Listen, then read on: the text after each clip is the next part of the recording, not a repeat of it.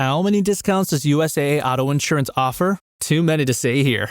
Multi-vehicle discount, safe driver discount, new vehicle discount, storage discount, legacy. How many discounts will you stack up? Visit USAA.com/auto discounts. Restrictions apply. The Abercrombie Kids Summer Sale is in full swing, with up to 50% off select styles for the season. Summer plans, vacation, and camp days are all covered, with new dresses, shorts, tees, and swim. Abercrombie Kids has the summer staples they need and the looks that they want to wear. Shop in-store, online, or in the app. Offer applies to select styles as indicated. Discount applied at checkout online.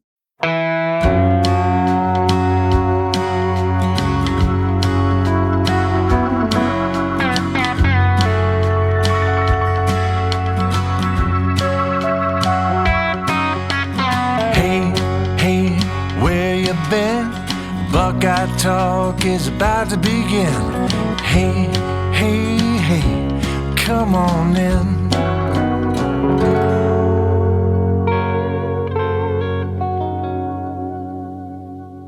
Welcome back to Buckeye Talk. I'm Stephen Means, and that is Andrew Gillis. We're continuing our State of the Program series. We started this last year. It's a deep dive into every single position. We try to do it heading into the season now. I think it's been fun. Last year, the theme of it was kind of this now or never aspect to things, because it was almost a finality to that first era of Ryan Day. And now it's almost chapter 2, literally, of the Ryan Day era, because there's so much turnover. There's so much new, and there's not more new anywhere on the offensive side than there is on the offensive line, with Tyler Bowen taking over as the offensive line coach. He's the third offensive line coach of the Ryan Day era. Greg Shajawa was a holdover from the Urban Meyer era. He was the offensive line coach in 2020, and 2021. And then he left, and now he's actually like the head coach down there, I think at IMG or something like that, or one of those schools. Justin Fry comes in 2022, and he's the offensive line coach for the next 3 years. You can say that the development of the position and the way they played on Saturdays was pretty quality, even if the recruiting wasn't necessarily there. And we'll get into that later on in this podcast. But here's Ohio State starting offensive lines every single year of the Ryan Day era. In 2019, under Greg Shajawa, from left to right, you had Thayer Munford, Rutgers transfer Jonah Jackson, Josh Myers, Wyatt Davis, and Brandon Bowen. In 2020, it's still Greg Shajawa. It's Thayer Munford. Harry Miller is a 5-star recruit. Josh Myers, Wyatt Davis, and Nicholas Petit-Frere is a 5-star recruit. That would be the only year Harry Miller is a starter at Ohio State. He only played 2 years at Ohio State. Obviously, off the field, things kind of got in the way and derailed his football career, and he's moved on to other things in life. So because of that, this is your first true reset of the offensive line. Nicholas Petit-Frere in 2021 moves from right tackle to left tackle. Thayer Munford moves from left tackle to left guard. Harris Johnson is the starter at right guard. DeJuan Jones is the starter at right tackle, while Luke Whippler ends up having to start a year early because of what was going on with Harry Miller at center. And then in 2022, Harris Johnson finally moves to left tackle. Donovan Jackson steps in at left guard, a position he would hold for the rest of his career until the final 6 games of his career. Luke Whippler at center, Matthew Jones at right guard, and DeJuan Jones at right tackle. That was the first year of Justin Fry as the offensive line coach. In 2023, you'll get Josh Simmons out of the transfer portal from San Diego State. He's your left tackle. Donovan Jackson, still your left guard. Carson Hinsman, once again, an unexpected move by your starting center. It means you're starting a center that you weren't expecting to start as early. Luke Whippler goes pro, so Carson Hinsman steps in as your starting center. Matthew Jones and Josh Fryer are your right guard and right tackle. And then this past year, the original starting offensive line, Josh Simmons, Donovan Jackson, Seth McLaughlin as the Alabama transfer, Tegra Shabola, and Josh Fryer. And then when Josh Simmons went down against Oregon, you start Zen Maholski and Donovan Jackson and Seth McLaughlin, Tegra Shabola, and Josh Fryer. And then when Zen Maholski gets hurt against Nebraska, Donovan Jackson, who's been a left guard his entire career, pops out the left tackle, and you move Carson Hinsman in as a left guard, which is probably his more natural position. He had never really played center until 2023. And then 3 days before the Indiana game, Seth McLaughlin gets hurt. So now Carson Hinsman slides back over to starting center. And then what you end up getting is, throughout the college football playoff run, Luke Montgomery is your starting left guard, Tegra Shabola is your starting right guard, and Austin Siereveld is your starting left and right guard. And those three just kind of rotate for the rest of the playoff. And somehow they won a national championship with that group, Drew. So that's where I want to start. I want to start on the interior. We split this up: interior, tackles, and then beyond. Starting with the interior, we're not allowed to say Austin Siereveld's name yet. You are not allowed to use him as part of this first question. Do we think Luke Montgomery, Carson Hinsman, and Tegra Shabola maybe heading into fall camp have locked themselves into Ohio State's starting interior offensive line in a world where we are not allowed to mention Austin Siereveld? Are those the people you're maybe expecting and anticipating when we're out there at fall camp practice? If we see any indication of the ones, that's who we see. That would be my expectation. I would anticipate that it is written in pencil, probably not even in pen or Sharpie at this point. I think that is your number one, Montgomery, Hinsman, Shabola, and you say, okay, this is our group, this is our trio, this is what we're looking at. But I don't want to discount Josh Padilla in that mix. We've heard a lot of really good things about Josh Padilla just from kind of talking to people in and around. I don't want to discount Phillip Daniels. Maybe he plays guard, considering somebody that we're not allowed to say right now. Maybe he plays guard. I know for a fact that people in that program really like Gabe Van Sickle, and they think Gabe Van Sickle is going to be a player when he kind of puts it all together. Again, he's a redshirt freshman right now, so maybe it's not this year. But I mean, from what I got told about Gabe Van Sickle and you know how people view him, there is a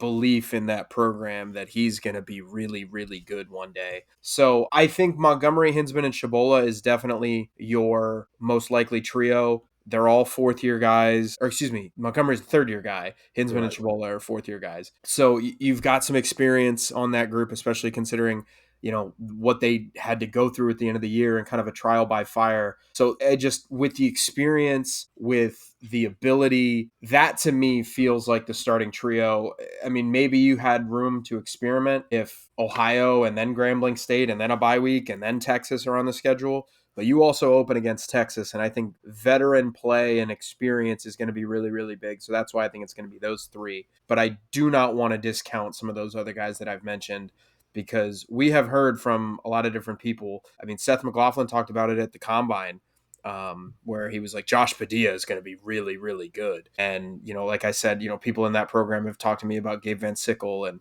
you know, there's so much there that you don't want to discount it. But I think early on, that's where you're headed. That's where your head is at. Specifically the Texas game last year, the Cotton Bowl. Tegra Shabola played 43 snaps, 25 pass blocking snaps, and he gave up 2 pressures in that game. Carson Hinsman, specifically in the Texas game, played 60 snaps, 38 pass blocking snaps. He gave up 1 pressure in that game. Luke Montgomery, specifically in the Texas game, 60 snaps. So this is the first game of the playoff where Luke Montgomery just played every single game. Against Tennessee and Oregon, he played 31 and 29, respectively. He didn't come off the field against Texas, and I think some of that was because maybe Austin Siereveld wasn't fully healthy, but also Austin and Tegra were the rotation, and Luke was just kind of out there. 38 pass blocking snaps. He did give up 2 sacks. And I think this was the first game also. Well, you can't even say this is the first game he played in elite defensive line. Texas and Oregon had really good defensive lines. I think Texas had bigger problems from the interior in terms of pass rush. While for Oregon, especially, like Derek Harmon's really good against the run. And that's not to say he's not a good pass rusher, but he's really good against the run. What do we think of that trio, given they're going to play essentially the same defensive line? I don't know how many. Texas didn't lose that much from the defensive line. What do we think of this group? What's your confidence level in this group? Well, also, the quarterback's not going to be 6'4", 240 with 5 years of experience. So does that give you maybe more? Does last year and what you saw from these 3 against Texas, maybe are you just confident because you've already seen them be able to do it? Or are you maybe a little bit more on edge because the guy they're protecting this time around, whether it's Julian Sand, whether it's Lincoln Keno, isn't 6'4", isn't 240 pounds, and didn't have 1,800 snaps under his belt when he came to Ohio State? Yeah, I think that's a fair concern, and that's a fair thing to be kind of worried about, and it's a fair thing to say, how is Julian Sand gonna handle maybe pressure, because he's, you know, the mobility question, I would say, is part of this whole thing as well, because, you know, quarterbacks will tell you sometimes it's not an edge rusher that can give you a problem in terms of kind of not feeling comfortable in the pocket. It's an interior pass rush, and it's kind of the pocket kind of breaking down from the top. And that can give Julian Sand some problems because Will Howard was obviously very involved in the run game at times last year, and he was not afraid to kind of tuck it and run. So to me, I think it's something to keep an eye on. I don't want to say that I'm worried about it, but I feel pretty decent about that trio. Because, like I said, you have 2 fourth-year guys and a third-year guy. Carson Hinsman played all of 2023 Right. at behind Seth McLaughlin in 2024 until it was time to go play next to him, until it was time to go replace him after Seth got hurt, and then he played in the entire playoff run. I mean, Montgomery, we were talking about him, Steven, in 2023. Do you remember he was in that like Bison role? Yeah. Like, holy smokes, like this guy might be, the team's right tackle next year. Maybe they'll kick Fryer into guard. Like, Montgomery feels like this is kind of the moment for him to pop. Shabola played all of last year. Shabola played a lot. So to me, I feel decent about this group. I think that if you don't feel decent about this group with 2 fourth years and a third year, all of whom have playoff experience, all of whom have game experience, then what are we doing, right? Like if you don't feel confident somewhat in this group, then I don't know. Now, am I saying Carson Hinsman's going to win the Remington and Tegra Shabola is going to be that rare guard who goes 29th in the draft? No, that doesn't mean that at all. But I think it does mean that you have, I think, a baseline level of competency there. You have a baseline level of help there. And how high that ceiling is, you're going to find out. Because I really like Carson Hinsman headed into this year. I think Hinsman is going to have an NFL draft decision to make, because I think he's going to be primed for a really good year. Montgomery, I'm not sure on that, but I do think there is really only room to grow from him. I mean, I don't think he was necessarily bad in the playoffs, and I thought he kind of played well at times. And okay, well, if you presume somebody gets better, then you would think Montgomery and Shabola do improve. So I think baseline, you feel really confident about the floor. Where you feel about the ceiling, we're going to find out. But to me, this is a group where either way, you're feeling pretty decent. I have a question I want to ask you, but I'm actually just going to save it for the end of this podcast because it's a thing I was hammering home last year at this time, and you were looking at me like I was crazy. And pre-injury, I wasn't looking too crazy. And I'm wondering if you make that hot take this year, can I at least like put together a reasonable argument for why it might be the case this year? And I'm not sure. So I'm gonna allow us to go through the next 45 minutes talking this through and try to figure that out in real time. You've already mentioned some of the depth pieces. I don't think that Phillip Daniels is going to be playing guard. I don't think he is either, but I think it's an option if you need it. It's an option because you don't, depending on what else happens, right? Because what's behind Luke Montgomery and Tegra Shabola at guard right now? You've mentioned that Gabe Bensicle, people really, really like him. It does seem like there's always one guy, man, in every single recruiting class where they get here as true freshmen and they're just kind of going along. You're not really thinking about them because they're true freshmen. Of course, you're not going to play. And then they get into their – did he early enroll last year? I can't remember. I can't remember, actually. Well, regardless if he did or not, but they go through that spring after their freshman season, and you come out of the spring, and it's like, wait, this guy? Really? Right. Like, I don't know if people were expecting Gabe to be in the 2 deep the way he was in some of these practices. And to be honest with you, Jake Cook, it's June as we're recording this podcast. People are getting it on Friday. Jake Cook is like on my list of maybe he's next spring's Gabe Van Sickle because he's already he was with the 2 deep in the spring. And again, that for whatever that means, right? Kids are just kind of learning and developing. So whatever, he could be with 2 deep in the spring and then he's with the 3s in the fall. Who knows? But he's like on my radar of guys where I don't know if right now we're thinking like, hey, Jake Cook's going to win a job in 2026. But if the end of spring gets here and we're like, hey, Jay Cook might win a job in 2026, that won't shock me. I don't think Gabe Van Sickle is going to win a job this year, but the way he seems to be setting himself up and the way people are talking about him behind the scenes, if he's a starting left or right guard in 2026, I'm not going to bat an eye at that idea, which is a good thing because they need that depth. Because again, we're coming off of a year where they had to stretch their depth to the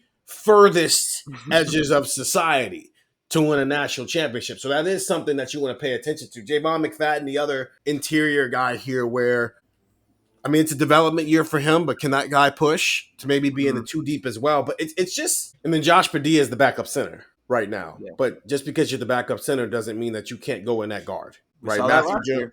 Yeah. We saw that last year when they moved Carson Hinzman over. I mean, Matthew Jones, we've seen that at times when he was a starting guard, but when they needed to go to a backup center, they just slid him over and Enoch Mamahi came in. What do we think of the depth on the interior of the offensive line right now?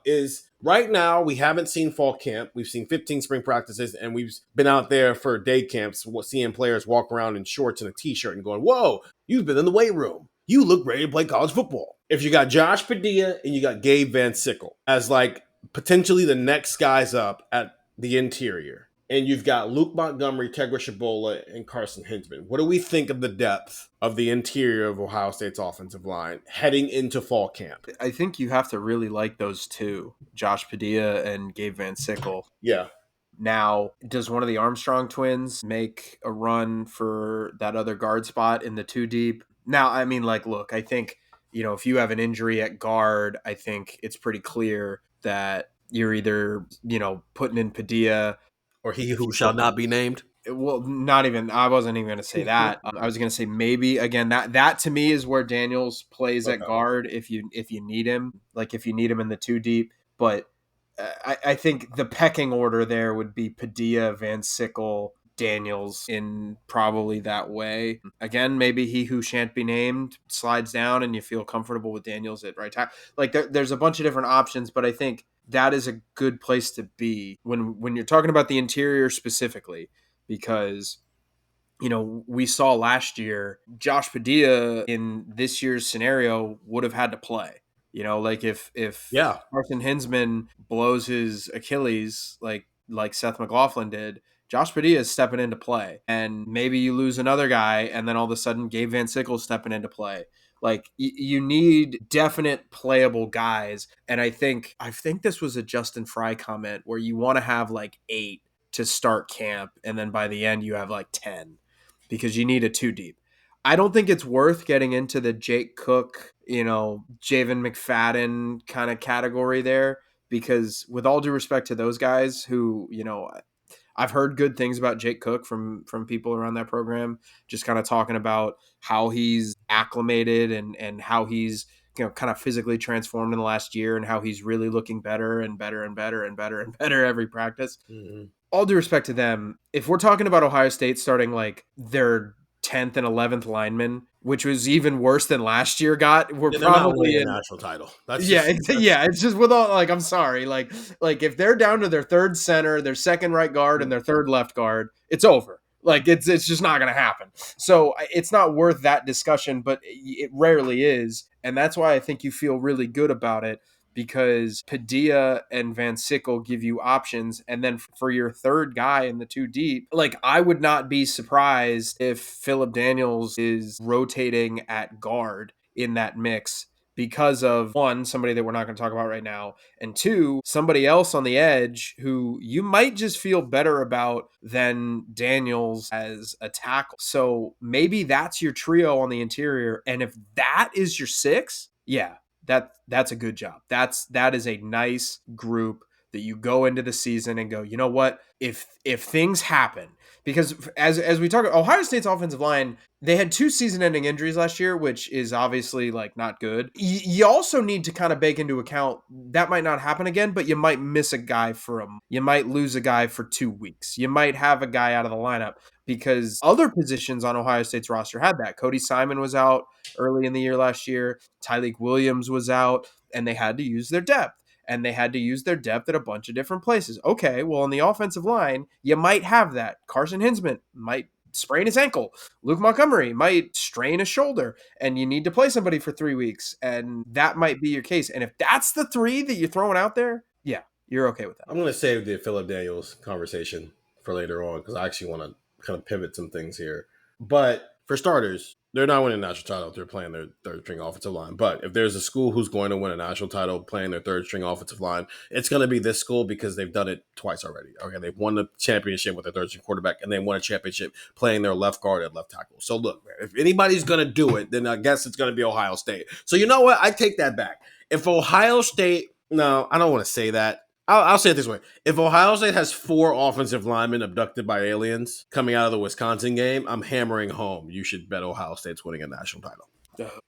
Because I'm over it at this point. I'm what? How many more times do we have to see No, this? I know. I'm It's such a funny conversation because it's our jobs to be objective. It's our jobs to tell it like it is. It and is when objective. you're playing 4 new offensive linemen, I'm not going to sit there and be like, you know what, guys? Doesn't matter. Things are great. If Ohio State's playing a 3rd string quarterback, I'm not going to be like, hey, guys, doesn't matter. Things are great. Nothing's wrong. Everything's cool. And you know what everybody that listens to this podcast can do? No, you idiot. They just did it. That's the problem. I have to sit there and take it. Like, that's the problem. It is objective to say, oh no, Ohio State lost key football players. Now they're going to go win a natty. That's the problem. The problem is that the objectivity is saying if you lose good players, it dampens your chances to win a national championship. Yeah. Logically speaking, yes. Yes. We just happen to cover the one team where it's like, no. You lose good players and you hold up a trophy. We talked about going into the year, we were like, is Josh Simmons like low-key the most valuable player on this roster? Because like if he gets hurt, they're screwed. And no, it's the dude to the right of him. That's the most valuable player.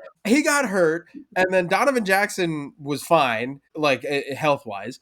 And then the guy on the other side of Donovan Jackson also got hurt. Yeah. And we were like, maybe he was the second most valuable guy on the team. And everything was fine. No. It's like, no.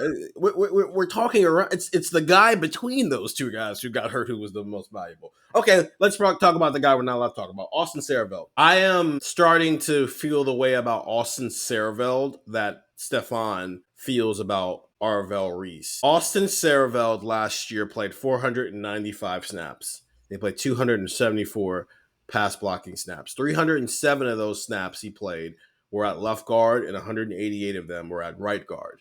He stepped in for Donovan Jackson as the starting left guard the first 2 weeks when Donnie was out with a hamstring injury, and then he kind of rotated in with Tegra Shabola the next 2 weeks against Marshall and Michigan State. Didn't play against Iowa. Played 30 snaps at right guard against Oregon when Tegra Shabola went down with an injury. Then didn't really play much against Nebraska, Purdue, Northwestern. And then obviously against Indiana stepped in when Seth McLaughlin got hurt. So he steps in now at left guard because Donovan Jackson is playing left tackle. He plays 56, 62, 27, 28 snaps at left guard the next couple of games while also playing 19, 12, 17, and 27 snaps in the college football playoff at right guard. He is repping at right tackle in the spring. They also said he was spending some time at guard. I also think that was spring and you can do that. It is now going to be fall. You're trying to prepare for a football season versus individual development. In your first game, depending on how the rankings for the preseason rankings shake out, Texas is going to be anywhere from 1 to 4. And maybe that's a stretch. Maybe it's 1 to 3. Because I think the consensus top 3 in the AP preseason rankings are going to be Texas, Penn State, and Ohio State in whatever order you want to put them in. I'm a voter in the AP poll. I'm still trying to figure out who I'm going to put number 1, number 2, number 3. So this is probably going to be a top 3 game. So Ohio State no longer has time to experiment with certain guys. I think they got to pick a position for Austin Siereveld. I think it's going to be right tackle. I also think Austin Siereveld might end this year as a first-team All-Big Ten right tackle. Yeah, that's okay. That's certainly possible. I mean, is Austin Siereveld the hero of the offseason? Like, is he the winner of Ohio State's offseason? I mean, it depends how you want to look at things. Like, I mean, Arvell's in that conversation. I think James Peoples is probably in that conversation. Jeremiah Smith is still Jeremiah Smith. I mean, yeah. Max Clare starting to get some buzz there. But in terms of like how we thought about him before the start of spring to how we think about him right now, I don't know if I would have been saying, I think Austin Siereveld is going to be first team All Big Ten. Maybe he might even make I think my driving the bus in all seriousness might be Austin Siereveld makes one of the 5 major All-American teams. Mm-hmm. And I don't know. So to answer your question, yes, I think that is making him the hero because I was not going to be saying that in February. And now here I am in June going, I think Austin Siereveld might be an All-American. Yeah. Siereveld, to me, I mean, he's the guy that I would love to go back and listen. I probably should have done this before this podcast. I would love to go back and listen to like March 5th podcast where we talked about Austin Siereveld and the offensive line, just to hear how we said Austin Siereveld's name and to hear kind of what we said, because I think we would have probably been like, well, Phillip Daniels is your right tackle. And then Ethan Onianwa is your left tackle. And then Siereveld's probably going to compete at right guard. Yes. Or maybe left guard. We'll see. And within 3 weeks, it was abundantly clear that Austin Siereveld, he just might be the team's best lineman. Like he went from maybe this guy is going to start, maybe, to, because like at the very least it was going to be a competition, right? Like I think the biggest Austin Siereveld fan in the world would have said he's going to start at guard. You know, like I think if you really loved him as a player, you would have been like, yeah, he's going to start at left guard, locked it in. And I think you leave spring practice and go, man, Ethan Onianwa, and we're going to talk about here in a minute, so I don't want to like spoil anything, but like Ethan Onianwa is a transfer we don't know. Montgomery is stepping up into a new role. Hinsman has been around a while, but like this is his kind of second go round at center for the first time, and Shabola's there, and you have Philip Dan. Like Siereveld being this team's best lineman in 2025 is absolutely not crazy. And it's crazy that we're saying that considering what we were saying 3 months ago, considering the way that we were talking about him. And I think Austin Siereveld, it's a credit to him, and you want to tip your cap to him, because I don't even know if the coaching staff, I don't even know if that was part of the calculus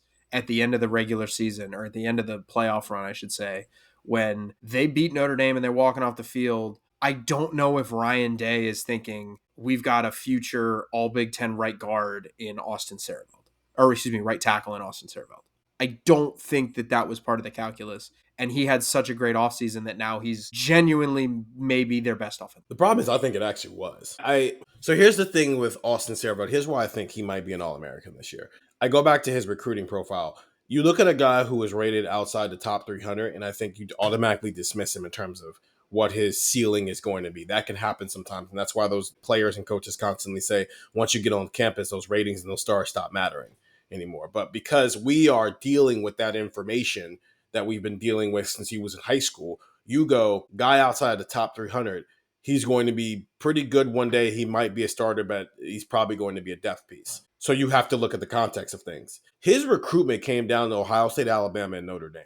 So Ohio State, the team Ohio State just played in a national championship game, and Nick Saban. That's who Austin Siereveld decided between. Maybe he was a little underrated coming out of high school. That's part of the problem. A dude whose recruitment comes down to the two teams who just played in the national championship and the greatest college football coach of all time probably shouldn't have been outside of the top 300, but that is neither here nor there. He was doing what Donovan Jackson was also doing, playing multiple positions in the same year. In spring, he was playing multiple positions in the same practice. He was playing tackle and he was playing guard. And then you look at the type of offseason he's had. One, you see him walking around this summer. He just looks like a guy who's a right tackle now. Two, Ohio State, obviously every football program in the country has their ways of getting through the offseason. They have offseason awards and all these things, and Ohio State makes those public. They have the Dudes of the Week award that they give out every week while they're in workout season. They do it during the winter workouts, and they do it right now during summer workouts. The only people who have gotten Dude of the Week more than once are Austin Siereveld, Jeremiah Smith, and Malik Hartford. And we'll get more into Malik Hartford next week when we talk about the safeties, and JJ's JJ. There were also 3 Iron Buckeyes in the winter. Jeremiah Smith, okay, that makes sense. That's the best player in college football, and he was an Iron Buckeye last year. Sonny Styles, okay, that makes sense. He's probably going to be your captain, your blocko, and he's probably one of the best 10 linebackers in college football this year. And then there's Austin Siereveld. So that's the company he's in. There's 2 different prestigious things that come out of workouts, whether it's winter or summer workouts for Ohio State. It's the Dude of the Week award, and it's the Iron Buckeye. One of those guys you probably could have predicted would have been there, and that's the best player not in the NFL. And then there's Austin Siereveld, right there with Jeremiah Smith. Does that mean Austin might be a captain this year? Maybe, sure. But you don't just get that award because you're a good leader. You get that because you've been awesome in the weight room all summer, all winter. And then you see him out there at tackle with the ones. And I don't remember during any of those spring practices when we saw competitive periods where I felt like Austin Siereveld couldn't hold his own against these defensive ends. So I'm there now. I'm ready to drive the bus for the idea that Austin Siereveld is no longer just this guy that we have been overlooking.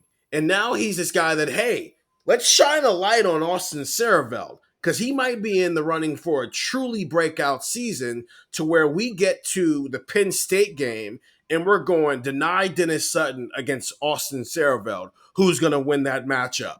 Week 1, Colin Simmons against Austin Siereveld. Who's going to win that matchup? We get to a college football playoff game. Maybe they're playing South Carolina. Hey, Austin Siereveld versus Dylan Stewart. Well, Donovan Jackson used those matchups last year to certify himself as a first-round draft pick. And I think Austin Siereveld, I'm not going to say first-round draft pick, but I think Austin Siereveld might use those same type of matchups this year where he holds his own and doesn't look like he doesn't belong. And all of a sudden, people are going, hey, this is probably one of the best offensive linemen in the country. Because they keep telling us Austin Siereveld might be awesome with everything they've done this summer. Get the text, 614-350-3315. Let's take a break, and then we'll come back, and we'll switch over to the tackles, which is why we use Austin Siereveld here, because I think he might be awesome at tackle or guard. And there are some guys Ohio State brought in on the transfer portal, that I think Ohio State needs to really take a step this fall. And we'll get into those names when we come back from the break.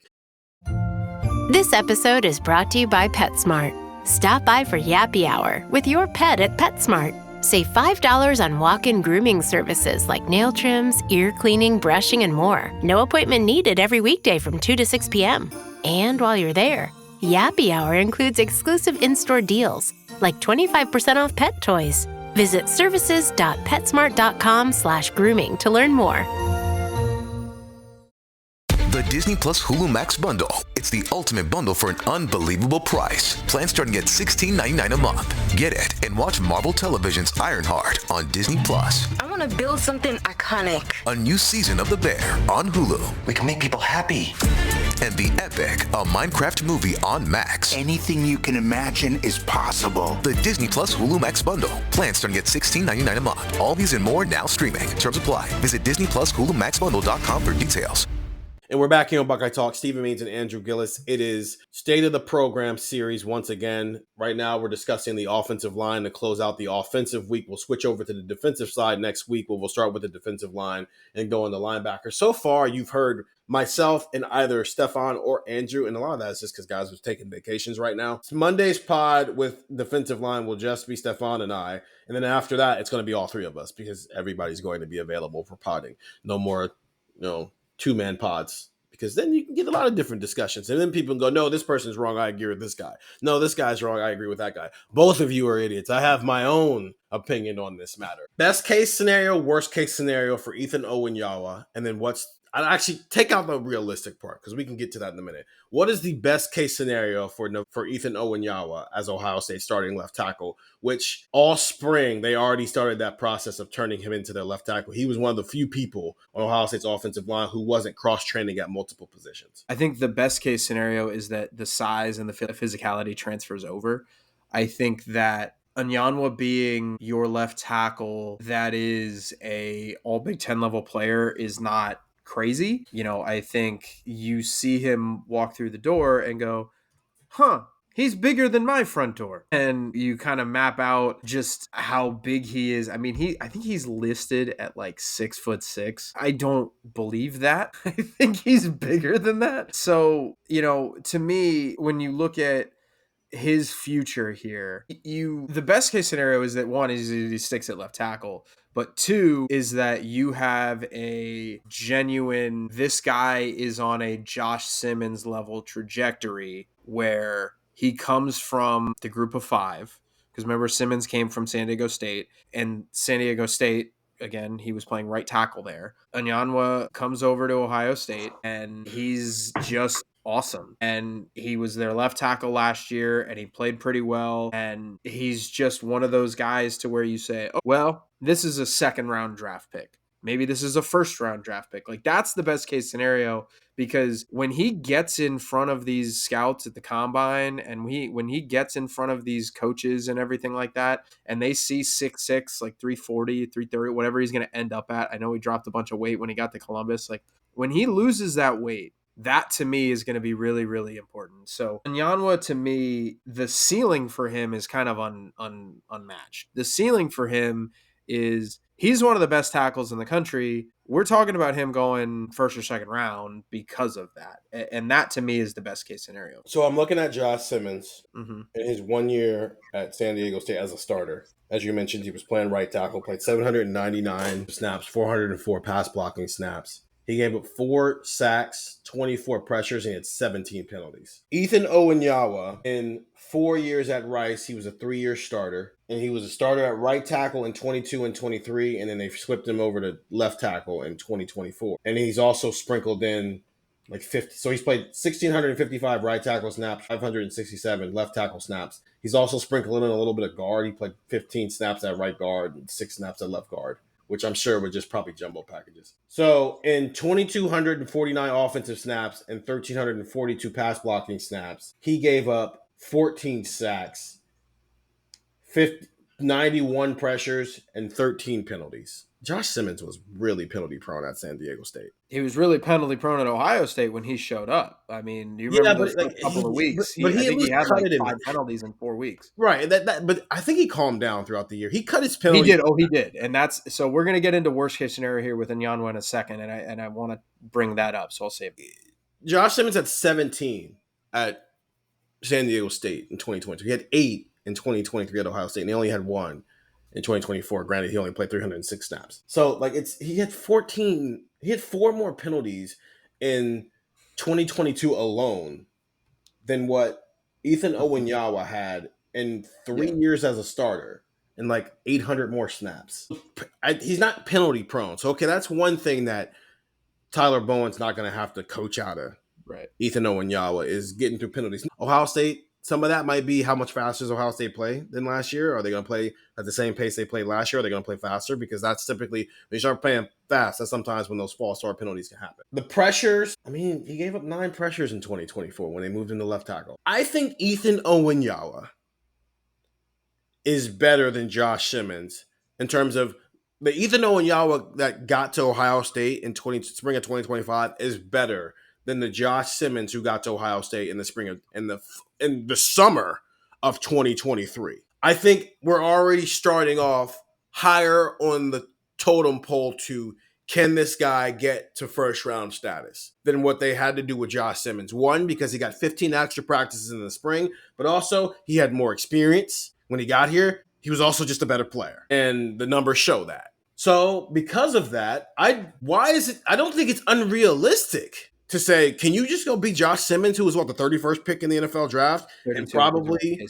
they traded back, yeah. Okay, he was one of the last picks of the first round in a world where if he doesn't blow out his knee against Oregon, he probably goes in the top 15. So, like, why is that not the expectation for Ethan Onianwa? If you're already further along in the process because you have more experience, you got more practices heading in the fall camp than what Josh Simmons got, why is that not a fair expectation to say that best case scenario, Ohio State has another first round left tackle out of the... Yeah, that's the best case scenario, and that should be the expectation that Ohio State has and that Onianwa has, because you just saw it happen.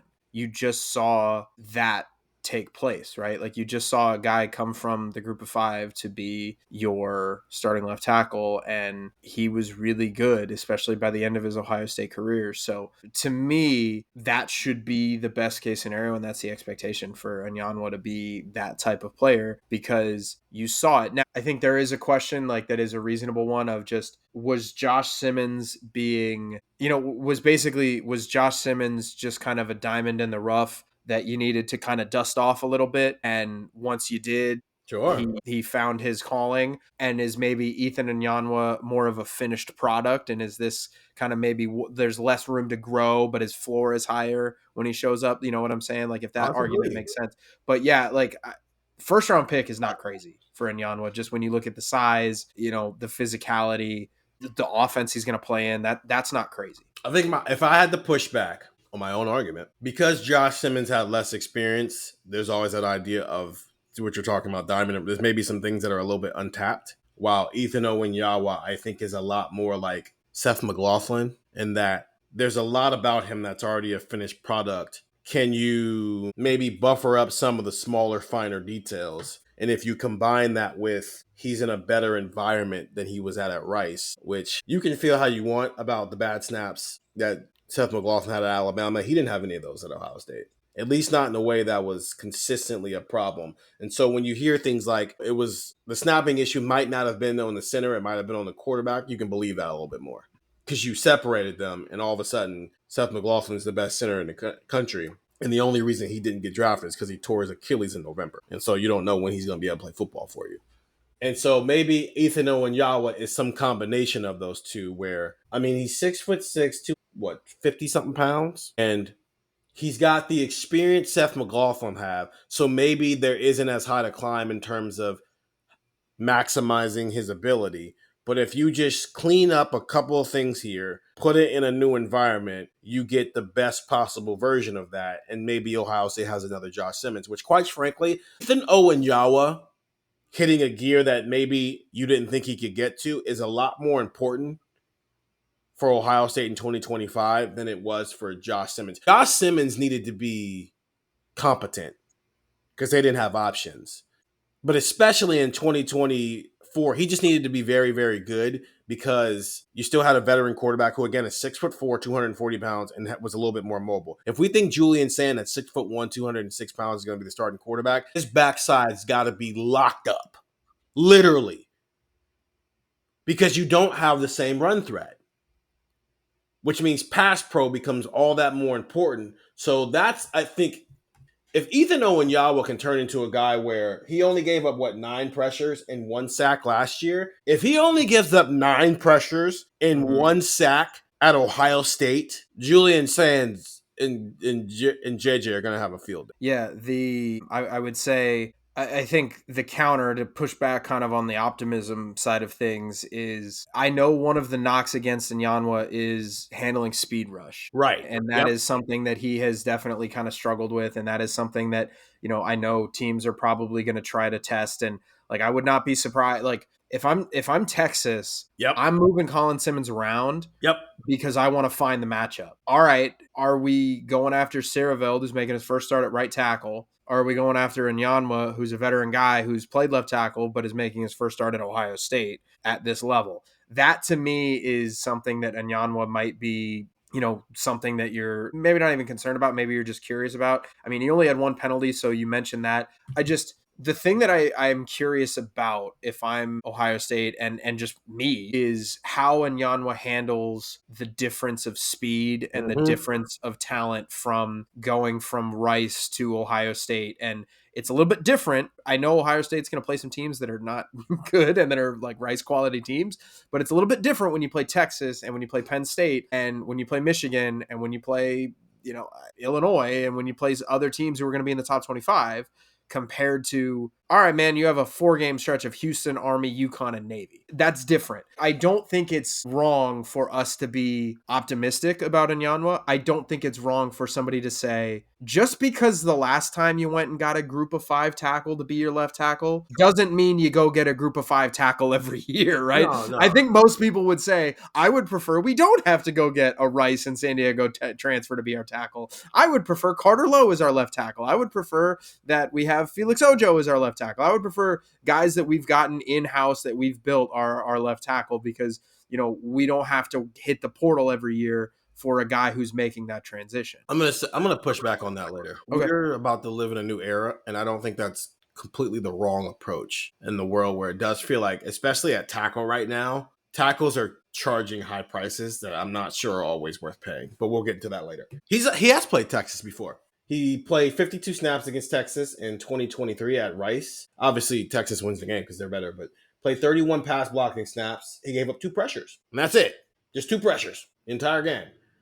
In 2024, they didn't play any teams of that caliber, and they didn't play any teams of that caliber in 2022. So, no, they did. They played USC in 2022. He played 62 He played 62 snaps, 35 pass blocking snaps, gave up 4 pressures and 1 sack. And that was his first game as a full-time starter at Rice. So in his 2 games against Blue Bloods, one of which is a good blue. Well, no, that's not. USC was good in 2022 because that's the year Caleb Williams won the Heisman Trophy. So they were good that year. So his 2 times against blue blood level programs, against Texas, 2 pressures and 31 pass blocking snaps, and against USC, 4 pressures against 35 pass blocking snaps and only 1 sack. So I don't think it's his prove it, right? I don't think it's that so much of like, hey, can you do it at this level? It is, can you do it at this level week in and week out? But he has at least shown that I'm not super concerned about his ability to do it against Texas,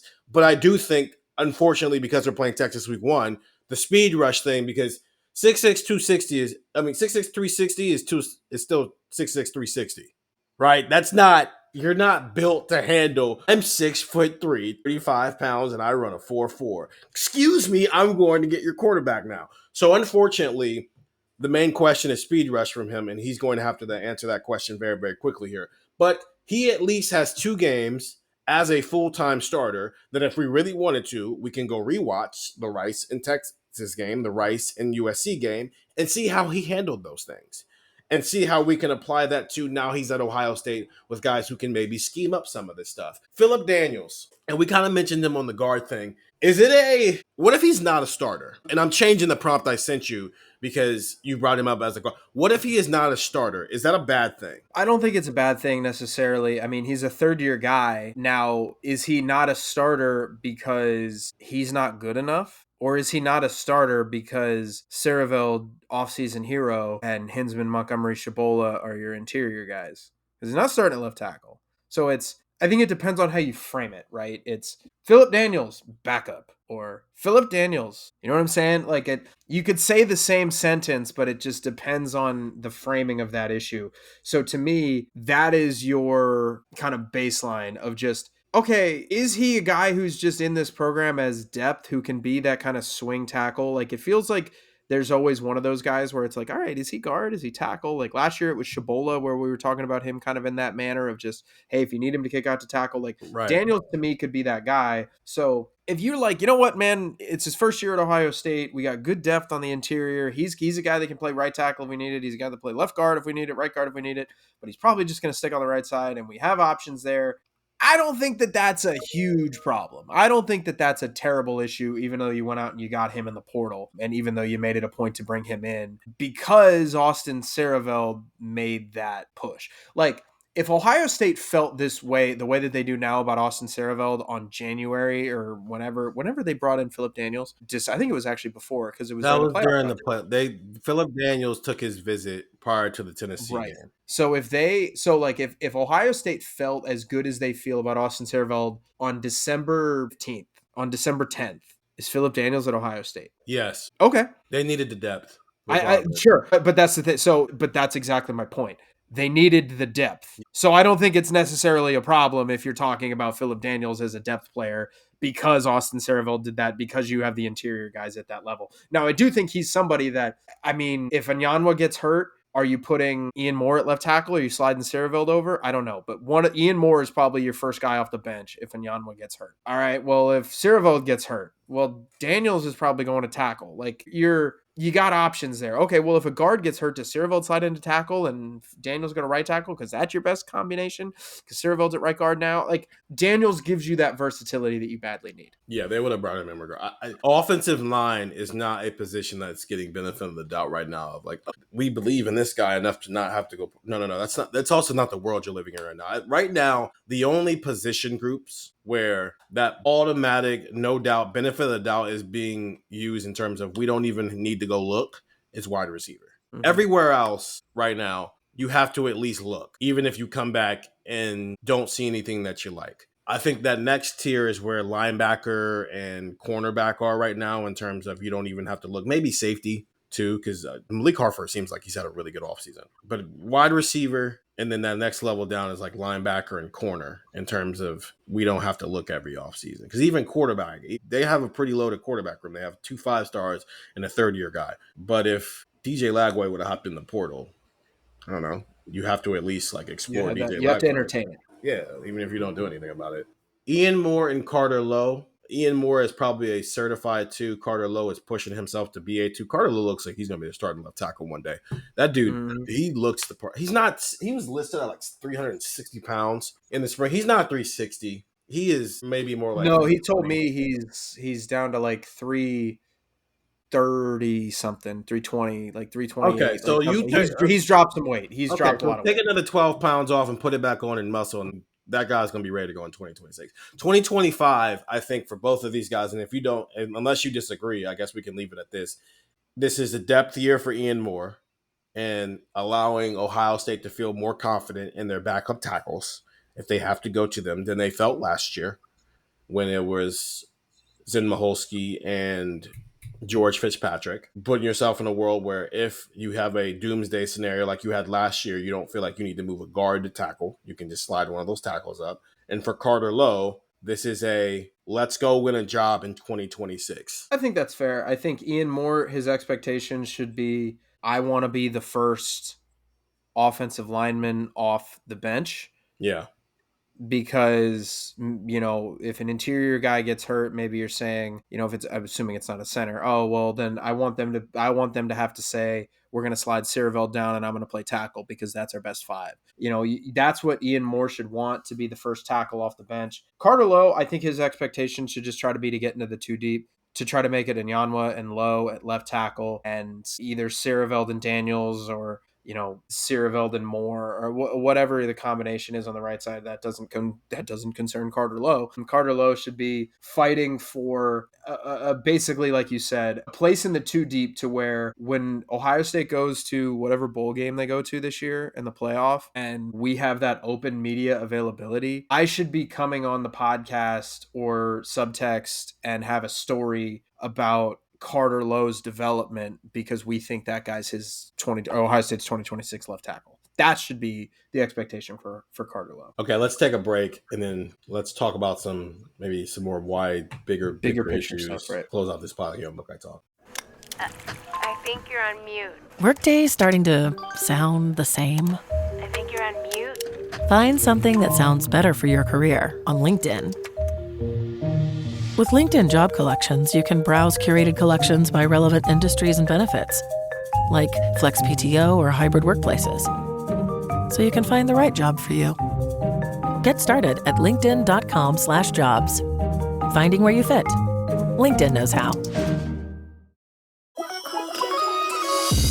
Who says you can't be the topic of conversation for all the right reasons? The Hyundai Tucson Hybrid pairs bold presence with advanced technology and sleek style. It's everything you didn't know you needed in an SUV and then some. Okay, Hyundai. Visit HyundaiUSA.com to learn more.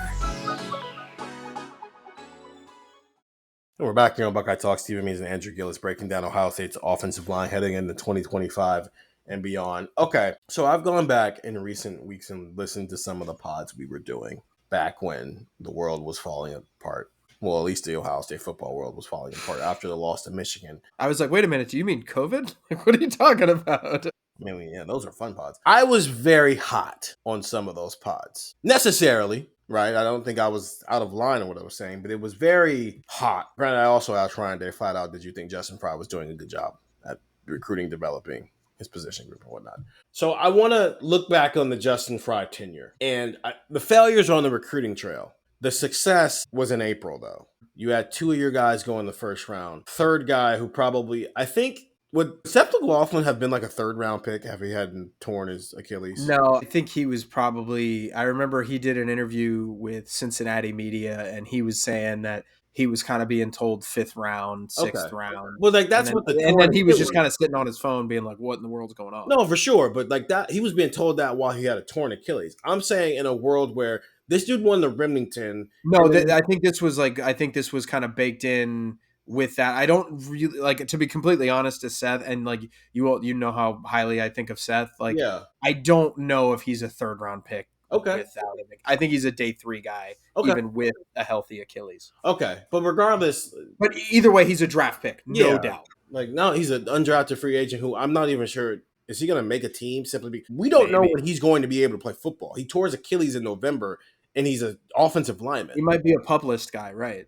Like, it's just hard. That's a hard thing to do when you are essentially going to miss 2/3 of the season. But still, I mean, you took a guy that Justin Fry, I think, he took one guy that sort of become like the laughing stock of the Alabama fan base because of how things went late in the year, especially in the Rose Bowl, and turned him into the best center in college football. He took a guy who was penalty prone from San Diego State, and he turned him into one of the best left tackles in college football. He didn't recruit Donovan Jackson. Donovan Jackson signed while Greg Shajawa was still here, but Donovan Jackson played his entire career for Justin Fry because he was a true freshman during Greg Shajawa's final year, and his role was essentially that Bison role. As a starting offensive lineman, that entire career was with Justin Fry.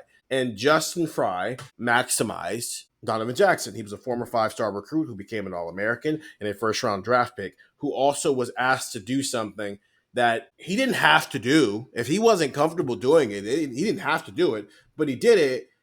And I think it's part of the reason why he was a first-round draft pick. And so you have to applaud him for that. You have to applaud him for, in 2022, making sure Paris Johnson turned into Paris Johnson, making sure DeJuan Jones turned into DeJuan Jones, having Luke Whippler ready to be the starting center when you thought it was going to be Harry Miller. You have to applaud him for that. You have to applaud him for Carson Hinzman he was fine in 2023. I don't think he was bad. It was very clear he was a year too early. But then when he was out there in 2024, he looked pretty good. You have to applaud him for rotating the interior of his offensive line during the college football playoff and it working. You have to applaud him from all those stuff, just like you have to talk about the fact that multiple years in a row, his recruiting classes came down to whether or not he got a 5-star that wasn't from the Midwest or not. Both of those things have to be talked about. And so I just wanted to say that. I don't think we have to go long on that. I just wanted to say that. So this is a good tie-in to our kind of final point with Tyler Bowen. I wrote this for the site. Ohio State in the 2024 and 2025 classes sent out a combined 49 offers on the offensive line.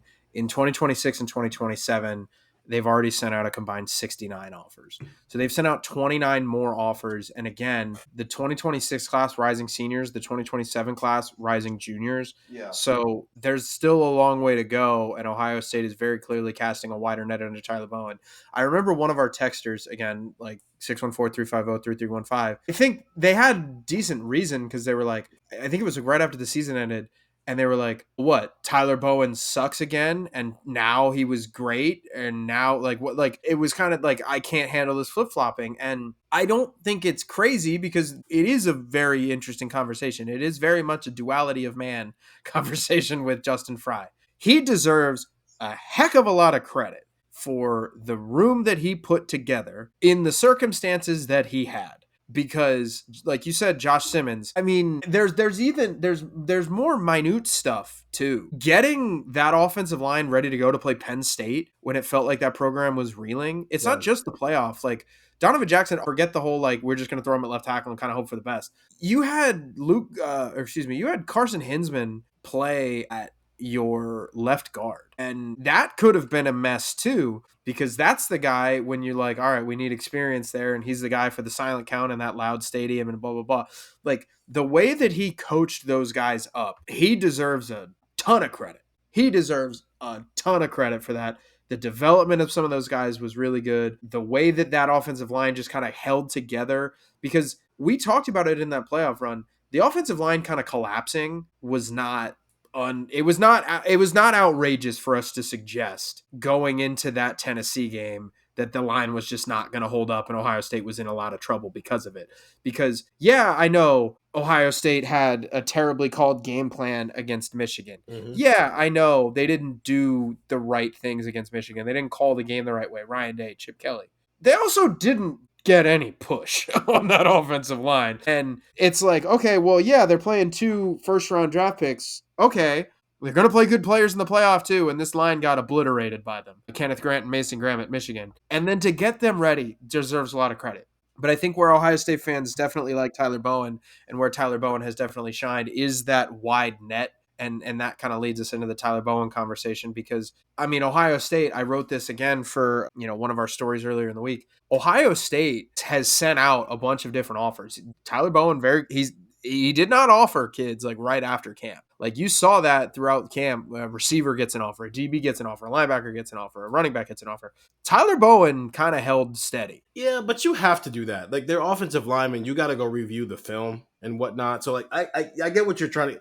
That's typical. Justin Fry did that. I don't know a lot of offensive line coaches that unless a dude looks like he's about to be a 5-star like Darius Gray got an offer after a camp. Right, and now Darius Gray's a 5-star recruit. So it's like unless a kid looks like he's about to be a 5-star recruit, and typically you are a little bit more patient with offensive linemen because there's a physical development that exists that doesn't exist with literally any other position in sports. So him waiting a week and a half to review all the film that they took of these kids, I'm not like, whoa, that. My question, like, this is cool. Yes, he has done that. He has casted a much wider net, which is what we have been asking Justin Fry to do for 3 years, and he never really did it. Is it going to work? Because if he casts a wider net and still ends up with the same result, then that's a different conversation. Mm-hmm.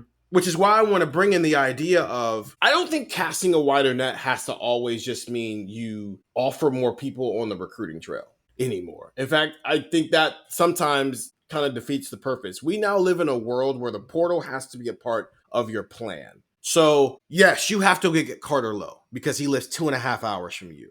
But we are also watching a recruiting class where Jackson Cantwell chose Miami in a world where First of all, Mario Cristobal is one of the best offensive line coaches in college football. He also just happens to be a head coach, and his offensive line coach is pretty good. So their proof is in the pudding a little bit. That dude's responsible for Panay Sewell. So that's part of this. But also, we know that there's probably some NIL involved in this, right? There's a financial aspect to this, just like there's a financial aspect with every single position. But with some schools, it seems to be more prominent, the financial situation. Texas is a really good football program.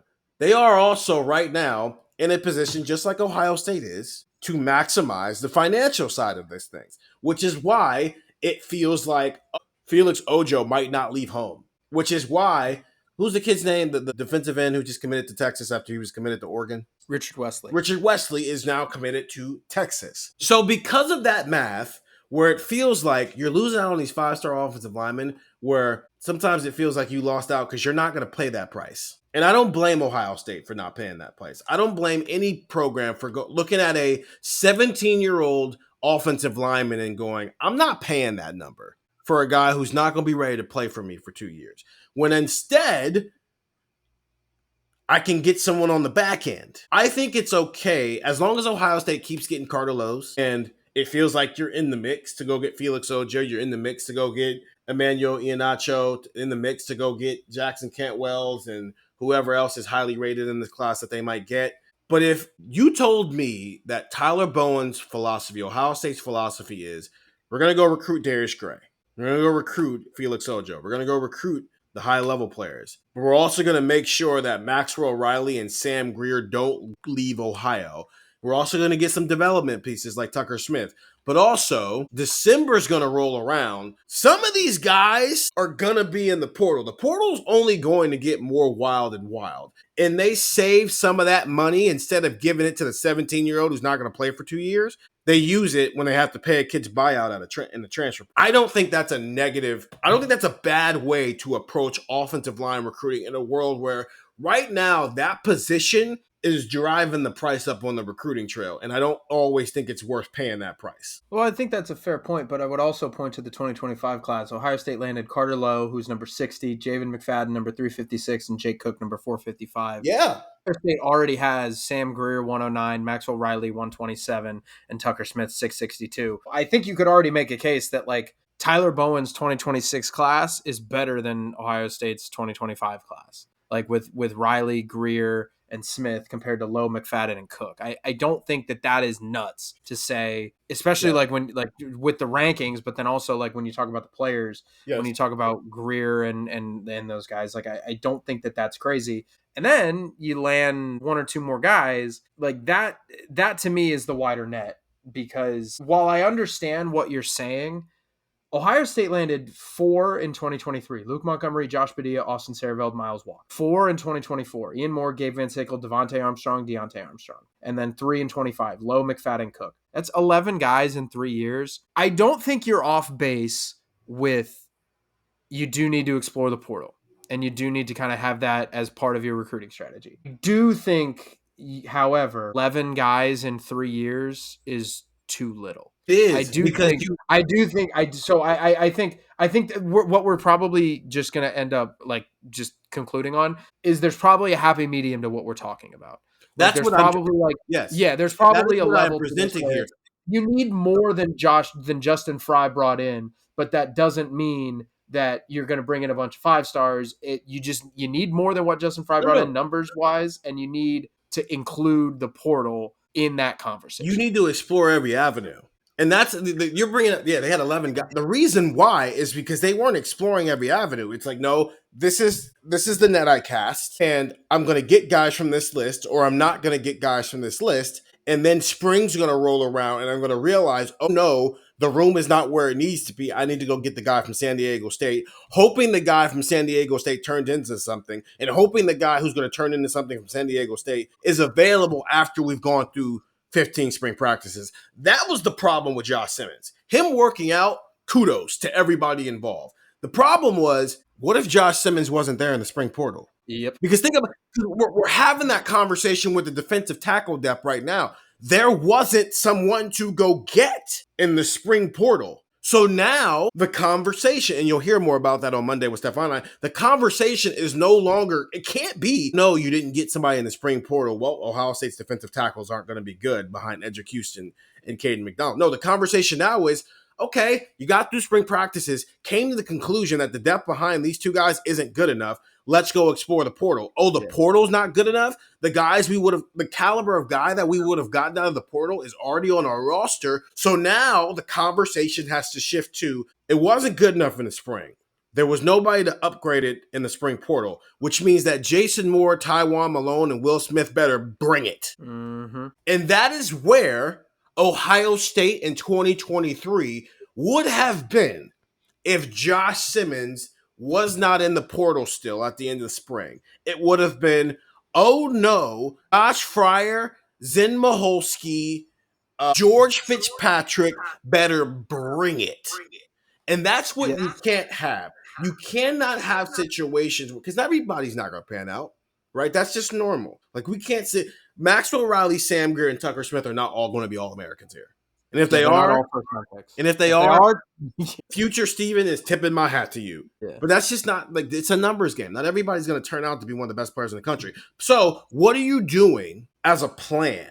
Because the plan seemed to be recruit, you get the guys you get, and that's it. And then go, oh no, scramble to go find somebody when it doesn't work out. So if the plan instead is what you're saying, cast a wider net, nothing wrong with that. But it still comes back to there's a certain caliber, there's a certain floor you have to be for Ohio State to want to bring you in here. There's still, they have to be able to look at you and go, we think you can start here. So casting a wider net just means you're evaluating more people with the idea of maybe this guy's good enough. But the guy still has to be good enough. But on the other side of that, if you get $14 million essentially for football this year, plus whatever NIL stuff is available, $14 million across 10 positions is like $1.4 million per position group. You cannot spend $500,000, $750,000 on a 17-year-old offensive lineman who might not play for you for 24 months. I think the way to look at it, if I was just to describe, like, you have to think of it like you do the NFL. And go look at the Philadelphia Eagles roster. The majority of that roster was drafted, aka recruited. Just think of drafting as recruiting. Then what did they do? They went, would be kind of nice if we had another weapon to have our quarterback. Let's go get AJ Brown because he's available. And let's go get Saquon Barkley because he's available. Because, yeah, we have Devontae Smith, but yeah, it's AJ Brown. Of course we're going to go get AJ Brown. And yeah, hey, Zach Bond's available because he can really help our defense. Sure, we have a lot of other really good development guys that we like, but it's Zach Bond, and we could use him in this blah, blah, blah, blah, blah. And that is the way that you need to look at it. I think you want the majority of your roster to be built homegrown. You want the majority of your roster to be built development and kind of homegrown. But like I said, the Eagles are a great example because go look at their roster, man, and they had to go out of house to go get some pieces that they would not have won a championship without. And Ohio State just did it. Like they went and got Caleb Downs. Like their starting quarterback this year was a transfer portal guy technically. I know it was weird because it was Julian Sand. Like Ohio State went out and got Seth McLaughlin and they got Josh Simmons. The majority of their roster was still recruited to go to Ohio State and came up through the program. But you need to have that as an element of it. So it's majority, not all. Well, I'm essentially just saying explore every option. That's all I'm saying. And it didn't feel like that was what was happening, at least not in a level that was producing results. Last question. I said this last year in the summer that I think Ohio State's 2024 offensive line could win the Joe Moore Award. You and Stefan looked at me like, oh, because at that time, Andrew was still hating on Seth McLaughlin, and Josh Simmons was good, but not necessarily great yet. And you were like, I don't know, it's a crazy thing to say. I think that original 5 offensive line starters, especially in a world where, like, if Austin Siereveld and Tegra Shabola were still rotating and figuring that out, I think we would have gotten to a point where Austin Siereveld was starting at right guard over Tegra Shabola. I think Ohio State's offensive line would have won the Joe Moore Award had Seth McLaughlin and Josh Simmons not suffered season-ending injuries in a span of 14 weeks. Well, and then in like a span of like a month. You remember the way they were running the ball the first 5 weeks of the season? I remember who they played the first 5 weeks of the season, to be fair, too, but I see what you're saying. I'm not saying how good they were. I'm saying what they were running. They ran super counter. Yeah, Chip Kelly had a really creative game plan against Penn State. I thought he was awesome in that game. They ran the last 6 minutes off the clock against Penn State, and that was with Josh Simmons already hurt.